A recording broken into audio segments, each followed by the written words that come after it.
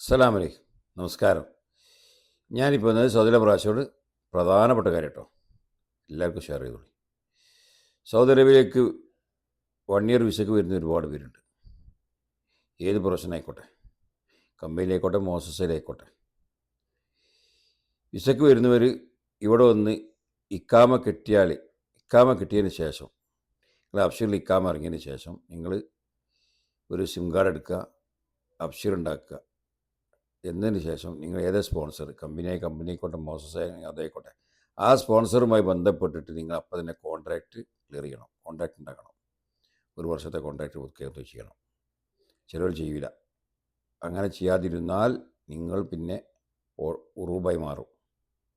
അത് അങ്ങനെ ഉറൂബായ ആൾക്കാരെന്നെ വിളിച്ചിട്ടുണ്ട്. പുതിയ വിസയിലേക്ക് വന്നു കഴിഞ്ഞാൽ, വർഷത്തെ വിസയ്ക്ക് വന്നു കഴിഞ്ഞാൽ, നിങ്ങൾക്ക് ഇക്കാമ കിട്ടിക്കഴിഞ്ഞാൽ, ഇക്കാമ നമ്പർ ഇറങ്ങിക്കഴിഞ്ഞാൽ അത് നിങ്ങൾ എന്ത് ചെയ്യുക, നേരെ പോയി സിം കാർഡ് എടുക്കുന്നു, അബ്ഷീർ ഉണ്ടാക്കുന്നു. അബ്ഷീർ എടുത്തു കഴിഞ്ഞാൽ അതത് സ്പോൺസറോ കമ്പനിയായിട്ട് ബന്ധപ്പെട്ട് അത് കോൺട്രാക്റ്റ് നിങ്ങൾ 1 ഇയർ ആയിട്ട് നിങ്ങൾ അത് വിനിയോഗം ചെയ്യണം, പുതുക്കണം കേട്ടോ. അല്ലെങ്കിൽ എന്ത് ചെയ്യണം, അല്ലെങ്കിൽ നിങ്ങൾ ഓട്ടോമാറ്റിക് അത് ഉറൂബായി മാറും.